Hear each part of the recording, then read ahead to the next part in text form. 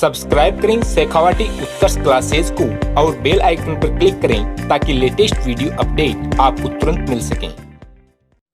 नमस्कार दोस्तों, हम संविधान पढ़ रहे हैं।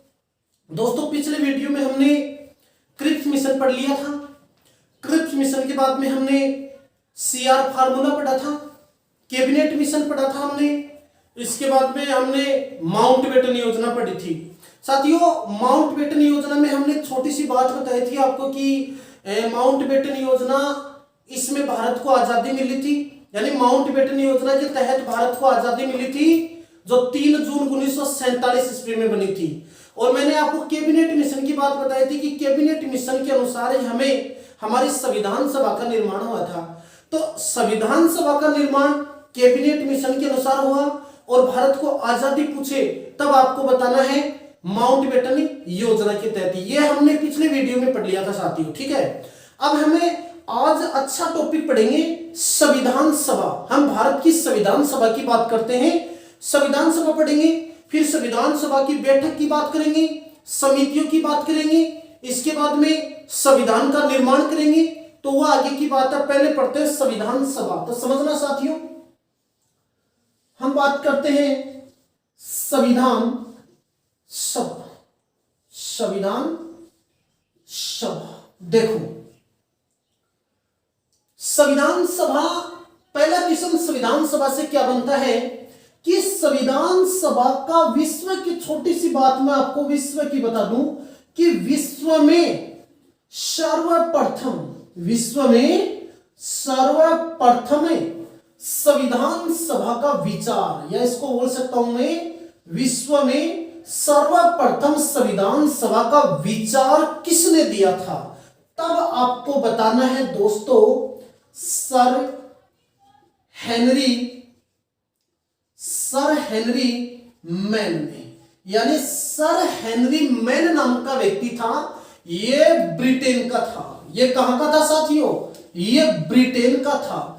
अब सर हेनरी मैन विश्व का पहला व्यक्ति है जिसने संविधान सभा की बात कही या संविधान सभा का विचार दिया था। एक क्वेश्चन ये बन गया।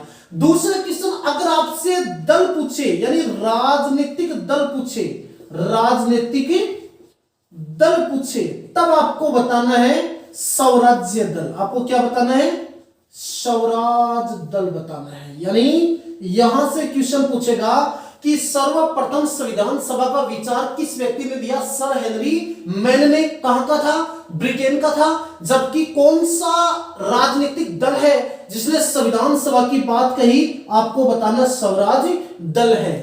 तीसरा क्वेश्चन साथियों यहां से बनता है कि विश्व में सर्वप्रथम व्यावहारिक रूप से, तो विश्व में सर्वप्रथम व्यावहारिक रूप से संविधान सभा को किसने अपनाया था? अमेरिका ने। किसने अपनाया था? अमेरिका ने, वह फ्रांस ने। अमेरिका व फ्रांस ने अपनाया था। यहां से इंपॉर्टेंट क्वेश्चन बनता है साथियों कि विश्व में सर्वप्रथम व्यावहारिक रूप से संविधान सभा को किसने अपनाया था? अमेरिका व फ्रांस ने।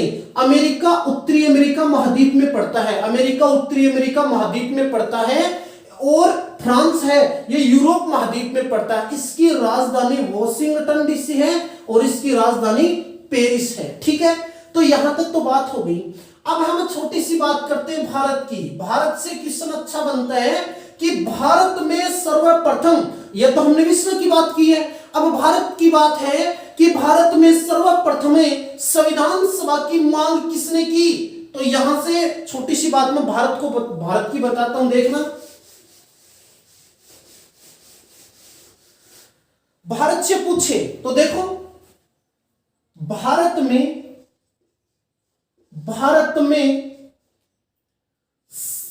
सर्वप्रथम संविधान सभा की मांग किसने की? भारत में सर्वप्रथम संविधान सभा की मांग किसने की? बताना है बाल गंगाधर तिलक ने। बाल गंगाधर तिलक भारत का पहला व्यक्ति है जिसने संविधान सभा की मांग की थी। और इसने मांग किसने की? अपने स्वराज विधेयक में की थी। किसमें की थी साथियों? अपने स्वराज विधेयक में मांग की थी। कब? 1895 के स्वराज विधेयक में की थी। अब यह मांग बताओ सबसे पहले इसने की, क्या यह औपचारिक मांग थी या अनौपचारिक मांग थी? तो साथियों यह मांग अनौपचारिक थी। क्या थी ये? अनौपचारिक मांग थी। अनौपचारिक मांग को मैं अप्रत्यक्ष भी बोल सकता हूं। क्या बोल सकता हूं मैं? अप्रत्यक्ष भी बोल सकता हूं। वेरी वेरी इंपॉर्टेंट क्वेश्चन बनता है यहां से कि भारत में सर्वप्रथम संविधान सभा की मांग किसने की? बाल गंगाधर तिलक ने की। और किस विधेयक में की? अपने स्वराज्य विधेयक में की 1895 में। बताओ ये मांग बाल गंगाधर तिलक ने क्या की थी? अनौपचारिक मांग की थी। ये मांग कैसी थी? अनौपचारिक मांग थी या यह अप्रत्यक्ष मांग थी? एक किस्म तो ये बन गया। दूसरा, आपने व्यक्ति का नाम सुना है भाई, महात्मा गांधी की बात करता हूं मैं। गांधी जी था, इस गांधी जी ने संविधान सभा की क्या मांग की थी? बिल्कुल की थी। तो गांधी जी ने 1922 ईस्वी में, गांधी जी ने 1922 ईस्वी में कहा कि भारत का संविधान भारत की इच्छा अनुसार बनेगा। गांधी जी ने 1922 ईस्वी में कहा कि भारत का संविधान भारत की इच्छा अनुसार होगा। तो यह बात गांधी जी ने कब कही? 1922 ईस्वी में। फिर इसके बाद में बात करता हूं मैं मोतीलाल नेहरू की। तो मोतीलाल नेहरू, इस मोतीलाल नेहरू ने सन 1924 ईस्वी में, मोतीलाल नेहरू ने 1924 ईस्वी में ब्रिटेन की सरकार के सम्मुख इसने संविधान सभा की बात प्रस्तुत की थी। कब की थी? 1924 ईस्वी में की थी। अच्छा क्वेश्चन बनता है कि वह कौन सा व्यक्ति है जिसने 1924 ईस्वी में ब्रिटेन की सरकार के सम्मुख संविधान सभा की मांग प्रस्तुत की थी? मोतीलाल नेहरू ने की थी। दूसरा क्वेश्चन यहां से और भी बनता है कि सन 1934 ईस्वी की बात करता हूं मैं। सन 1934 ईस्वी में एम एन राय था। एम एन राय, इसने सर्वप्रथम संविधान सभा की औपचारिक रूप से मांग, औपचारिक यानी संविधान सभा की सर्वप्रथम औपचारिक रूप से मांग किसने की? एम एन राय ने। जबकि अनौपचारिक रूप से बाल गंगाधर तिलक ने। साथियों इन दोनों क्वेश्चनों में अंतर है। पहला क्वेश्चन क्या बना? सर्वप्रथम संविधान सभा की अनौपचारिक रूप से मांग किसने की? आपको बताना है बाल गंगाधर तिलक ने। संविधान सभा की सर्वप्रथम औपचारिक रूप से मांग किसने की? एम एन राय ने की थी। किसने की थी? एम एन राय ने की थी। ठीक है साथियों, अब देखो दूसरा क्वेश्चन बनता है एम एन राय कौन था? एम एन राय भारत में साम्यवाद, मैं सिर्फ और सिर्फ भारत की बात कर रहा हूं मैं, यह भारत में साम्यवाद है। यह भारत में साम्यवाद आंदोलन के क्या थे? आंदोलन के प्रेरणा थे। आपसे पूछेगा कि वह कौन सा व्यक्ति है जो भारत में साम्यवाद आंदोलन के प्रेरणा थे? वो कौन है? एम एन राय। इसी एम एन राय की बात करते हैं। एम एन राय भारत में कम्युनिस्ट पार्टी है। भारत में जो कम्युनिस्ट पार्टी थी, इस कम्युनिस्ट पार्टी के अध्यक्ष भी कौन थे? एम एन राय थे। और इसी एम एन राय को संविधान सभा का क्या बनाया था? प्रतिपादक भी बनाया था भाई। क्या बनाया था? संविधान सभा का प्रतिपादक। फिर से बोल रहा हूं मैं, 1934 ईस्वी में एम एन राय ने औपचारिक रूप से संविधान सभा की मांग की। एम एन राय को भारत में साम्यवाद आंदोलन का प्रेरणा भी माना जाता है। वह इसी एम एन राय को, यानी एम एन राय भारत में कम्युनिस्ट पार्टी का अध्यक्ष भी था। और फिर एम एन राय को संविधान सभा का प्रतिपादक भी बनाया गया था। क्वेश्चन पूछेगा कि संविधान सभा का प्रतिपादक कौन था? एम एन राय था। यहां तक तो साथियों मांग की बात हुई, यानी ये तो व्यक्ति हैं जिन्होंने संविधान सभा की मांग की है। अब मांग करने के बाद में संविधान सभा का कोई ना कोई तो भारत में विचार करेगा, भाई किसी ना किसी को तो विचार करना ही पड़ेगा। अब देखो क्या होता है, 8 अगस्त की बात करते हैं हम। 8 अगस्त 1940 ईस्वी में अगस्त प्रस्ताव आया था। 8 अगस्त 1940 ईस्वी में प्रस्ताव आया जिसका नाम क्या था साथियों, अगस्त प्रस्ताव आया था। इसी अगस्त प्रस्ताव में सर्वप्रथम अनौपचारिक रूप से संविधान सभा को ब्रिटेन की सरकार ने स्वीकार किया था। पूछेगा कि भारत में सर्वप्रथम ब्रिटिश सरकार ने अनौपचारिक रूप से संविधान सभा को कब स्वीकारा, 8 अगस्त 1940 ईस्वी में स्वीकार किया था, परंतु वो क्या थी, अनौपचारिक रूप से स्वीकार किया था। और उस समय वायसराय कौन था साथियों, तो लॉर्ड लीन लीथगो उस समय भारत के क्या थे, वायसराय थे। ठीक है, इसके बाद दूसरा क्वेश्चन बनता है, मैंने आपको 1942 का क्रिप्स मिशन पढ़ाया था भाई, मैंने 1942 का आपको क्रिप्स मिशन पढ़ाया है। और 1942 का जो क्रिप्स मिशन है, इस मिशन में पहली बार संविधान सभा को स्पष्ट रूप से स्वीकार किया गया है। स्पष्ट रूप से क्या किया गया, स्वीकार किया गया है। वेरी इंपॉर्टेंट क्वेश्चन बनेगा कि भारत में संविधान सभा को ब्रिटिश सरकार ने स्पष्ट रूप से कब स्वीकारा, 1942 के क्रिप्स मिशन में, और अनौपचारिक रूप से कब स्वीकारा, 1940 के अगस्त प्रस्ताव में स्वीकारा। इसके बाद 1946 में कैबिनेट मिशन की बात सुनी आपने, 1946 में कैबिनेट मिशन की बात करते हैं। तो कैबिनेट मिशन में सर्वप्रथम व्यवहारिक रूप से संविधान सभा का निर्माण हुआ था, यह बात कही गई थी। फिर से 4 क्वेश्चन बन गए। पूछे कि भारतीय संविधान सभा को व्यवहारिक रूप से कब अपनाया, 1946 के कैबिनेट मिशन में। संविधान सभा को स्पष्ट रूप से ब्रिटेन की सरकार ने कब स्वीकारा, 1942 के क्रिप्स मिशन में। संविधान सभा को अनौपचारिक रूप से, अस्पष्ट तरीके से, अप्रत्यक्ष रूप से बोल सकता हूं मैं, तो अप्रत्यक्ष रूप से या अनौपचारिक रूप से अंग्रेज सरकार ने कब स्वीकारा, 1940 के अगस्त प्रस्ताव में। अब यहां तक बात हो गई।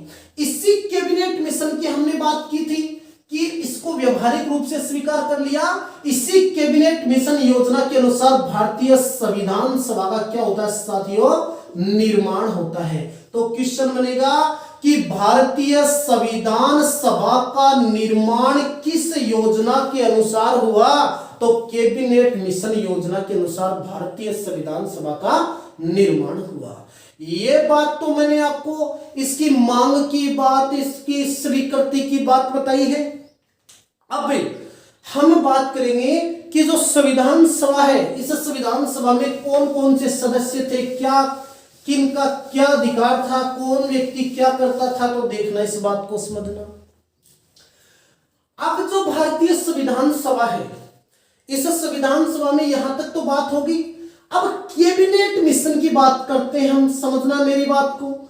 इस कैबिनेट मिशन में देखना, ये जो कैबिनेट मिशन है, इसी कैबिनेट मिशन की योजना है, इसी कैबिनेट मिशन के अनुसार क्या भारतीय संविधान सभा का निर्माण हुआ। ठीक है, अब इसी मिशन में यह कहा गया कि भारतीय संविधान सभा में कुल कितने सदस्य होंगे, तो इस मिशन में यह कहा गया कि भारतीय संविधान सभा में कुल 389 सदस्य होंगे साथियों।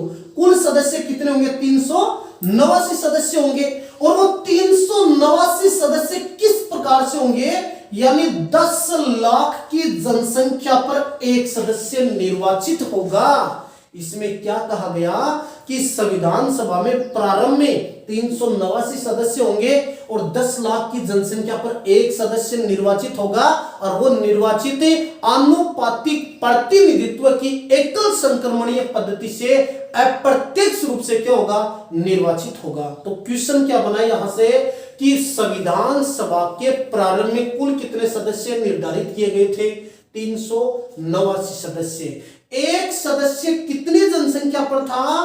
तो 10 लाख की जनसंख्या पर एक सदस्य था। इसका निर्वाचन, इनके सदस्यों का निर्वाचन किस पद्धति से हुआ? आनुपातिक प्रतिनिधित्व की एकल संक्रमणीय पद्धति से हुआ था। किस प्रकार से? अप्रत्यक्ष रूप से। चलो यहां तक इनका प्रावधान हो गया। 389 सदस्य निर्धारित किए गए। अब वो 389 सदस्य भी किस प्रकार से निर्धारित थे, तो इस बात को भी समझना। इसमें साफ साफ कहा गया कि 292 सदस्य, 292 सदस्य ये क्या होंगे? 292 सदस्य ब्रिटिश भारत से, किससे साथियों? ब्रिटिश भारत से क्या होंगे? ये निर्वाचित होंगे। ब्रिटिश भारत से क्या होंगे? निर्वाचित होंगे। यह प्रावधान हो गया। फिर इसमें कहा गया कि 4 सदस्य चीफ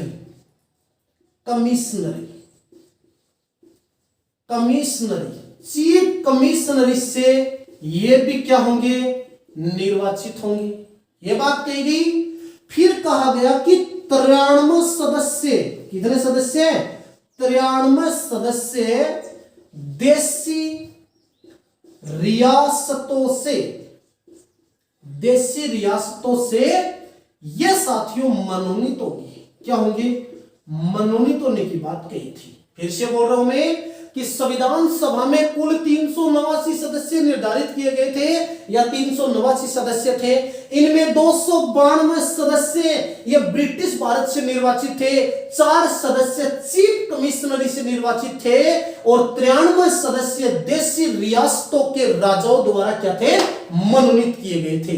अब मेरी बात को समझना कि यहां से ये चीफ कमिश्नर का क्वेश्चन और बन गया कि चीफ कमिश्नर क्या होता है। जैसे वर्तमान भारत की बात करते हैं, वर्तमान भारत में केंद्र शासित प्रदेश है, उसी प्रकार से उस जमाने में क्या होते थे? चीफ कमिश्नर थे। और वो कितने चीफ कमिश्नर थे? 4 चीफ कमिश्नर थे।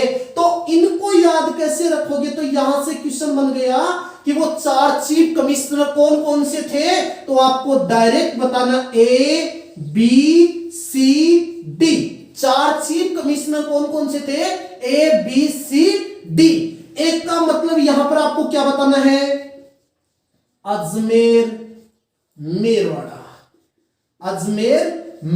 बताना है, जो वर्तमान में राजस्थान में स्थित है। दूसरा बी आपको बताना है बलूचिस्तान, ये। और दूसरा कौन सा था? बलूचिस्तान। वर्तमान में बलूचिस्तान कौन से देश में पड़ता है?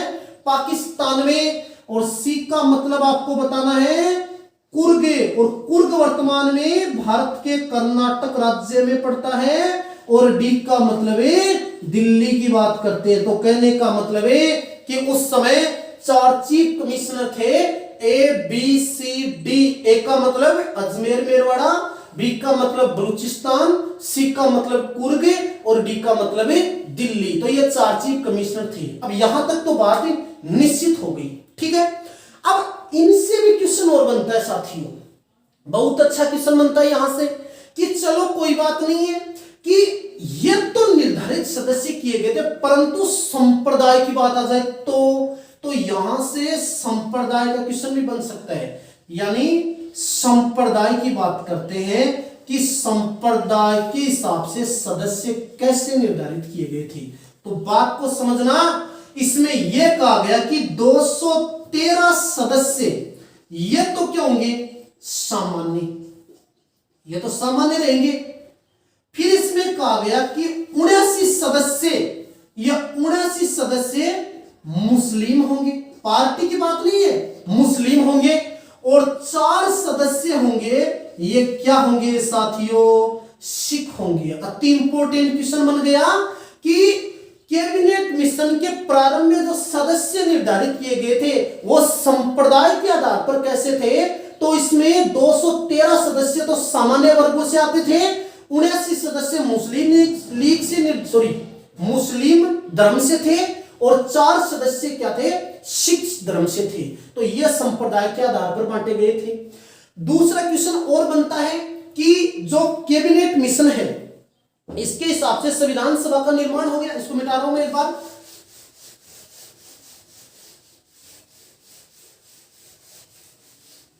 अब दूसरा क्वेश्चन और बन गया कि संप्रदाय के आधार पर हो गया। अति इंपॉर्टेंट क्वेश्चन अब बनेगा, देखना।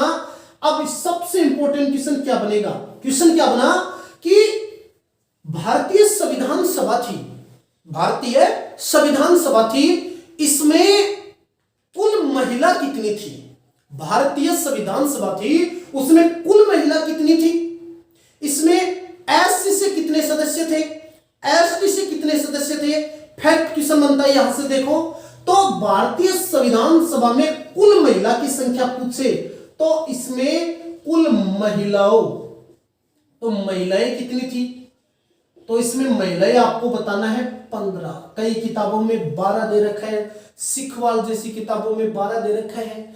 आपको इतना ही क्वेश्चन बताना है कि भारतीय संविधान सभा में कुल महिलाओं की संख्या कितनी थी? 15 थी। कितनी बतानी है आपको? 15 बतानी है। इसमें एससी से कितने सदस्य थे? तब आपको बताना है 26 सदस्य। इसमें एसटी से कितने सदस्य थे? तब आपको बताना है 33 सदस्य। फिर से बोल रहा हूं मैं, संविधान सभा में कुल महिलाओं की संख्या 15। एससी से कितने सदस्य? अनुसूचित जाति बोल सकता हूं मैं 26। एसटी अनुसूचित जनजाति कितने थे? 33 सदस्य निर्धारित किए गए थे। अब देखना, अब यहां तक बात हो गई, सदस्य की भी बात हो गई, कोई बात नहीं है। दूसरा क्वेश्चन अब क्या बनेगा, देखना इस बात को। क्या भारतीय संविधान सभा है, बताओ, इसमें 292 सदस्य तो ब्रिटिश भारत से थे, वो निर्वाचित ही थे ना। 4 सदस्य चीफ कमिश्नर से निर्वाचित थे। तो कुल भाई 93 सदस्य तो मनोनीत थे, उनका तो निर्वाचन नहीं होगा, उनका निर्वाचन नहीं होगा। अब बताओ कि 292 4 कितने हो गए? 296 सदस्य होंगे कि नहीं होंगे? तो 296 सदस्य हैं, इनका यहां पर क्या होगा? निर्वाचित होंगे कि नहीं होंगे? बताओ ये। तो यह सदस्य क्या होंगे? निर्वाचित होंगे। तो इसका निर्वाचन, इन सदस्यों का निर्वाचन किस महीने में हुआ था? जुलाई के महीने में 1946 ईस्वी में। तो क्वेश्चन बनता है कि संविधान सभा के सदस्यों का निर्वाचन कब हुआ था? जुलाई 1946 ईस्वी में हुआ था। कितनी सीटों पर? 296 सीटों पर चुनाव करवाए गए थे। अब देखो इसमें बड़ा विवाद हो जाता है कि 296 सीटों पर जुलाई 1946 में चुनाव हुए। अब इसमें क्या होता है कि उस समय सबसे बड़ी पार्टी थी कांग्रेस पार्टी। कौन सी पार्टी थी साथियों? कांग्रेस पार्टी थी। अब उस समय कांग्रेस पार्टी पूर्ण बहुमत, यानी कांग्रेस पार्टी को सीटें ज्यादा मिलती है और इनको सीट 208 मिलती है। यानी यह कितनी सीट हासिल करती है? 208। कब? इन चुनावों के दौरान। दूसरी पार्टी थी मुस्लिम लीग पार्टी। मुस्लिम लीग पार्टी यह सिर्फ और सिर्फ 73 सीट प्राप्त कर पाती है। कितनी सीट प्राप्त कर पाती है? 73 सीट प्राप्त कर पाती है। जबकि अन्य पार्टी की बात करता हूं मैं, अन्य पार्टी जैसे मजदूर पार्टी ऐसे थी। अन्य पार्टी कितनी सीट प्राप्त कर पाती है? 7 सीट प्राप्त कर पाती है। इनमें निर्दलीय थे, निर्दलीय यानी जो निर्दलीय थे वो कितने सीट प्राप्त करते हैं? 8 सीट प्राप्त करते हैं। इस प्रकार से कुल कितनी सीट हो गई? 296 सीट हो गई। समझना मेरी बात को।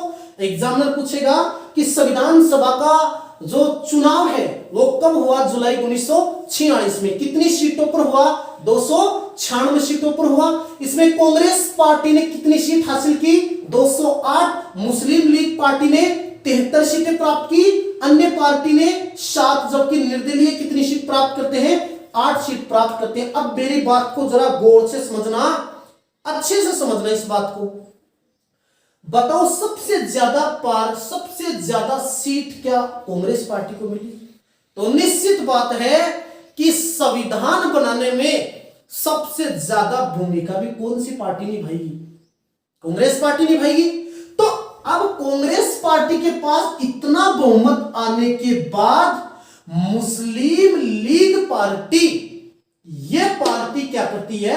इस संविधान सभा का विरोध करती है। यानी यह पार्टी अपना अल्प मत देखते हुए, अल्प मत देखते हुए इस पार्टी ने संविधान सभा का क्या कर दिया? विरोध कर दिया इसने।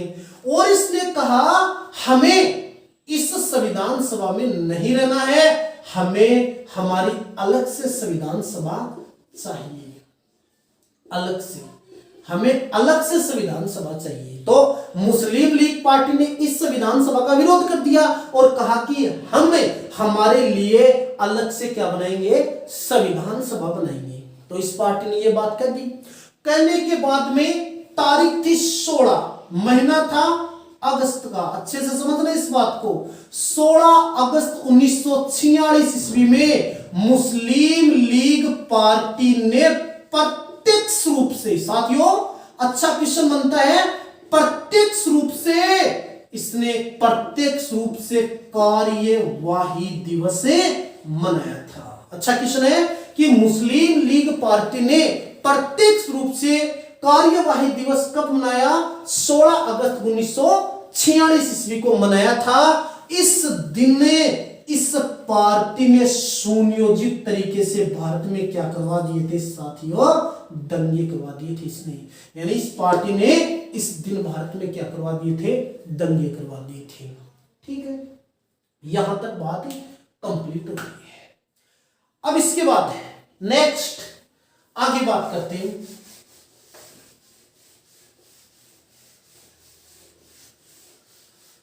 अब इस पार्टी के यहां तक तो बात हो गई, पार्टी ने अपना विरोध कर दिया, जो भी है ठीक है, कोई बात नहीं है। अब यहां तक तो पार्टी ने विरोध कर दिया। अब 2-4 क्वेश्चन यहां से और बनकर आते हैं कि कांग्रेस पार्टी को ज्यादा बहुमत मिल गया, तो निश्चित बात है कि कांग्रेस पार्टी के सदस्य संविधान बनाएंगे। ठीक है, तो इसका विरोध करते हुए इस पर व्यक्तियों ने प्रतिक्रिया कर दी। कुछ व्यक्ति थे, उन्होंने संविधान सभा पर प्रतिक्रिया कर दी, और वो वेरी इंपॉर्टेंट क्वेश्चन बनता है। एक व्यक्ति था ग्रेनविल ऑस्टिन।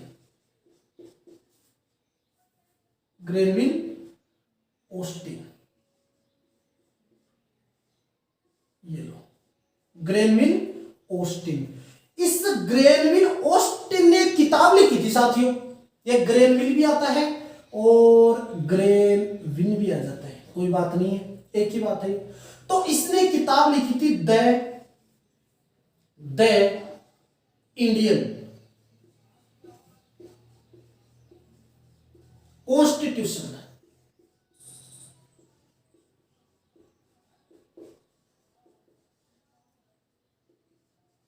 यानी इस ग्रेनविल ऑस्टिन ने एक किताब लिखी थी द इंडियन कॉन्स्टिट्यूशन, ये किताब लिखी थी इसने।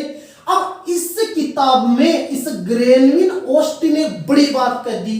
इसने बड़ी बात क्या कह दी कि संविधान सभा, अच्छा क्वेश्चन है, ध्यान रखना, संविधान सभा कांग्रेस है। संविधान सभा क्या है? कांग्रेस है। संविधान सभा कांग्रेस है। वह कांग्रेस भारत है। ये लो, प्रश्न बनता है कि किस व्यक्ति ने यह कहा कि संविधान सभा कांग्रेस और कांग्रेस भारत है? तो यह बात किसने कही? ग्रेनविल ऑस्टिन ने। क्यों कही ये बात है? क्योंकि आपको मालूम है इसमें सबसे ज्यादा कांग्रेस पार्टी के सदस्य थे, वही क्या बना रहे थे? अपना संविधान बना रहे थे। अब एक व्यक्ति और है भाई, देखना, उस व्यक्ति का नाम है ब्रिटिश पीएम थे विंस्टन चर्चिल। ये लो, ये ब्रिटेन का पीएम था विंस्टन चर्चिल। तो इस व्यक्ति ने संविधान सभा को एक जाति की संस्था कहा, इसने जाति की संस्था कहती है इसने। अब कई किताबों में आपको मिलता है कि विंस्टन चर्चिल ने संविधान सभा को एक हिंदू सभा कहा है, नहीं है, वह हिंदू सभा नहीं कहा था। इस व्यक्ति ने संविधान सभा को सिर्फ एक जातीय संस्था कहा था। इसने कहा कि भारत की जो संविधान सभा है यह एक जाति विशेष की संस्था है, जबकि इसे हिंदुओं की संस्था किसने कहा, तो सर जॉन साइमन। यह सर जॉन साइमन था, आपने पढ़ भी लिया है पहले। तो इस व्यक्ति ने इसे हिंदुओं की संस्था कहा है, इसे हिंदुओं की क्या कहा है, संस्था कहा है। पूछेगा कि किस व्यक्ति ने संविधान सभा को हिंदुओं की संस्था कहा, सर जॉन साइमन ने। किस व्यक्ति ने संविधान सभा को एक जातीय संस्था कहा, विंस्टन चर्चिल ने। किस व्यक्ति ने संविधान सभा को संविधान सभा कांग्रेस व कांग्रेस भारत का ग्रेमिन ऑस्टिन ने। इसने कौन सी किताब लिखी, the Indian constitution, the Indian constitution. यहां तक संविधान सभा की छोटी सी बात होगी। अब दूसरी बात, संविधान सभा को एक सबसे इंपॉर्टेंट क्वेश्चन बनता है कि संविधान सभा थी, इस संविधान सभा को देश की पहली संसद भी कहा जाता है भाई। ये लो, यहां पर लड़का कंफ्यूज होता है, ये नाम लेते ही कंफ्यूज हो जाता है।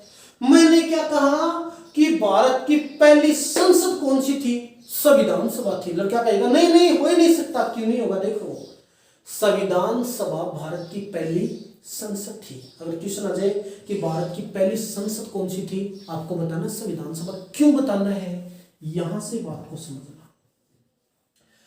संविधान सभा दो कार्य करती थी। यह संविधान सभा क्या करती थी, जब संविधान सभा का कार्य करने, जब संविधान सभा कोई भी अपना संविधान सभा का कार्य करती थी या बैठक का कार्य करती थी, तब इसकी अध्यक्षता कौन करता था, डॉक्टर राजेंद्र प्रसाद। तब इसकी अध्यक्षता कौन करता था, डॉक्टर राजेंद्र प्रसाद। जब यही संविधान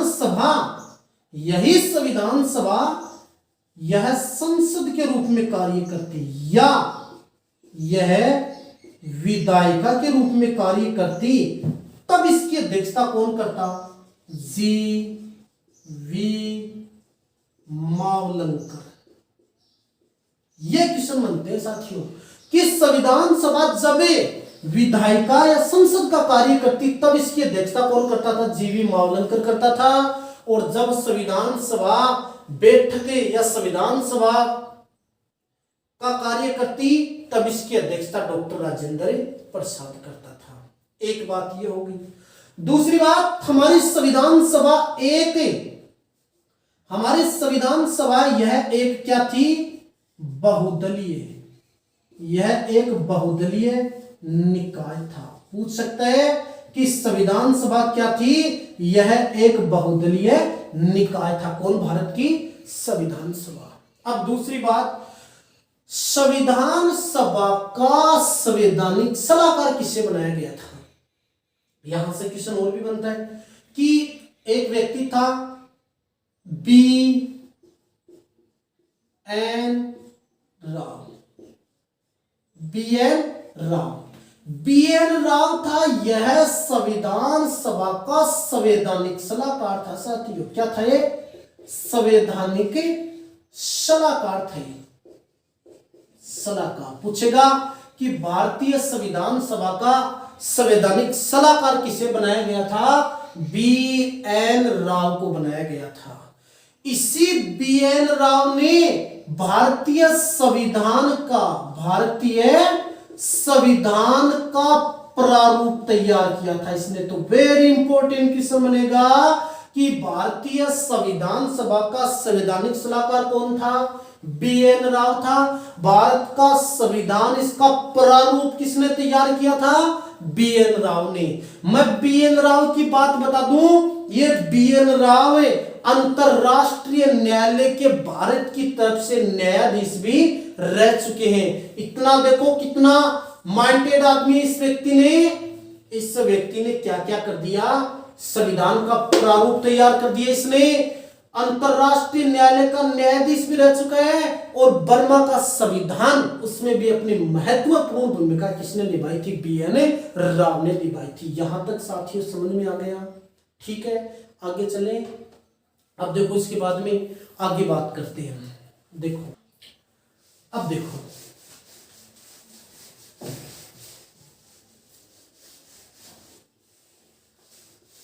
अब संविधान सभा थी, यहां तक तो बात होगी। अब दूसरा क्वेश्चन संविधान सभा से और बनता है। संविधान सभा की बैठक की बात करते हैं। संविधान सभा की पहली बैठक, तो यहां पर संविधान सभा की पहली बैठक की बात करते हैं।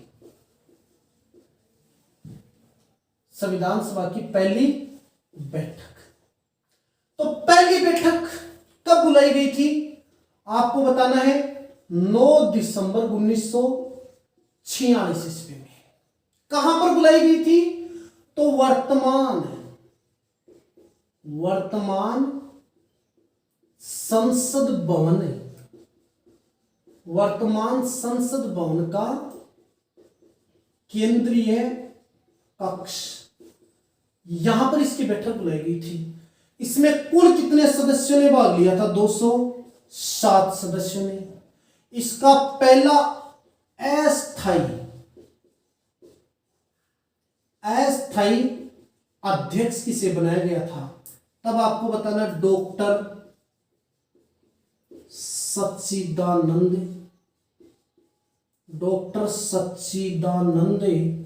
सिन्हा को। तो यह संविधान सभा का प्रथम अस्थायी अध्यक्ष था। अब दूसरा क्वेश्चन ये बनता है कि यह इसको बनाने का प्रस्ताव पारित किया, आगे की बात है। देखो पहले तो यही समझो इस बात को, संविधान सभा की पहली बैठक कब बुलाई गई? 9 दिसंबर 1946 में। कहां पर बुलाई गई? वर्तमान में जो संसद भवन का केंद्रीय कक्ष है वहां पर इस बैठक को बुलाया गया था। और इस बैठक में कुल कितने सदस्य थे? साथियों किताबों में 211 भी मिलता है, 207 भी मिलता है, परंतु ये 207 मैंने ऑथेंटिक बात बताई है। हालांकि किताबों में 211 भी है, 207 भी है, परंतु हमें ऑथेंटिक बात पर चलना है। तो ये 207 सदस्य ऑथेंटिक है। तो सदस्य कितने भाग लिए थे उसमें? 207 सदस्य। इसका अस्थायी अध्यक्ष किसे बनाया गया था? डॉक्टर सच्चिदानंद सिन्हा को बनाया गया था। और यह इसको ही क्यों बनाया गया? क्योंकि इसको अस्थायी अध्यक्ष फ्रांस की वरिष्ठता के आधार पर बनाया गया था। पूछेगा कि सच्चिदानंद सिन्हा को संविधान सभा का अस्थायी अध्यक्ष किस आधार पर बनाया गया? फ्रांस की वरिष्ठता के आधार पर बनाया गया था। ठीक है, कोई बात नहीं है, पहली बैठक हो गई। अब संविधान सभा की दूसरी बैठक की बात करते हैं। संविधान सभा की दूसरी बैठक, तो संविधान सभा की दूसरी बैठक ये कब बुलाई गई थी? नोट तो कितने होते हैं? 11। तो 11 दिसंबर 1946 में संविधान सभा की दूसरी बैठक बुलाई गई। वही स्थान है, वर्तमान संसद भवन का केंद्रीय कक्ष है। ठीक है, अब की बार यहां पर क्या बन जाएगा? स्थायी अध्यक्ष बन जाएगा।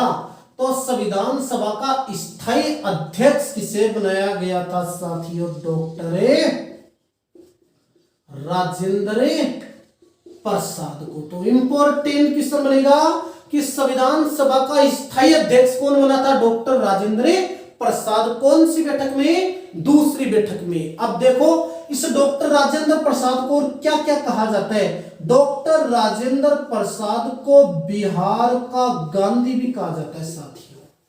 बिहार का गांधी किसे कहा जाता है? डॉक्टर राजेंद्र प्रसाद को कहा जाता है। भारत का अजात शत्रु भी किसे कहा जाता है? डॉक्टर राजेंद्र प्रसाद को। भारत का लोक नायक भी किसे कहा जाता है? डॉक्टर राजेंद्र प्रसाद को। देश रत्न भी किसे कहा जाता है? डॉक्टर राजेंद्र प्रसाद को। देखो, डॉक्टर राजेंद्र प्रसाद को बिहार का गांधी, भारत का अजात शत्रु, लोक नायक, देश रत्न आदि नामों से जाना जाता है। जबकि क्वेश्चन बन जाए कि लोकमान्य किसे कहा जाता है, तो लोकमान्य बाल गंगाधर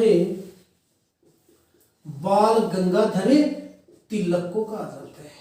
लोकमान्य पूछे तो बाल गंगाधर तिलक बताना है, और लोक नायक पूछे तो डॉक्टर राजेंद्र प्रसाद बताना है। ठीक है, तो ये दूसरी बैठक का क्या बन गया था? अध्यक्ष बन गया था, स्थायी अध्यक्ष। तीसरी बात और समझना, संविधान सभा की जो तीसरी बैठक बुलाई गई थी, वो कब बुलाई गई? तीसरी में आता है तय, और 13 में भी क्या आता है? तय। तो 13 दिसंबर 1946 ईस्वी में संविधान सभा की तीसरी बैठक बुलाई गई थी। और यह तीसरी बैठक कहां पर बुलाई गई थी? वही जगह थी, वर्तमान संसद भवन का केंद्रीय कक्ष था, और इसका अध्यक्ष भी कौन था? डॉक्टर राजेंद्र प्रसाद था। अब तीसरी बैठक में इंपॉर्टेंट क्वेश्चन क्या बनता है कि तीसरी बैठक में इस दिने पंडित जवाहरलाल नेहरू ने एक उद्देश्य प्रस्ताव पेश किया था। पूछेगा कि पंडित जवाहरलाल नेहरू ने संविधान सभा के समक्ष उद्देश्य प्रस्ताव कब पेश किया? तीसरी बैठक में, या 13 दिसंबर 1946 ईस्वी में। ठीक है, अब इस उद्देश्य प्रस्ताव में कुल अनुच्छेदों की संख्या पूछे तब आपको बताना है 8 अनुच्छेद थे। अच्छा क्वेश्चन है कि संविधान सभा में जब उद्देश्य प्रस्ताव जवाहरलाल नेहरू ने पेश किया, उसमें कुल आर्टिकल कितने थे? 8 थे। और इसे संविधान सभा ने मंजूरी कब दी? इसे 22 जनवरी 1947 ईस्वी में मंजूरी मिली। पेश कब किया गया? 13 दिसंबर 1946 में। इसे मंजूरी कब मिली? 22 जनवरी 1947 ईस्वी में इसे क्या मिली थी? मंजूरी मिली थी। यह है साथियों संविधान सभा की तीसरी बैठक है। अब साथियों हम इसको यहीं पर समाप्त करते हैं।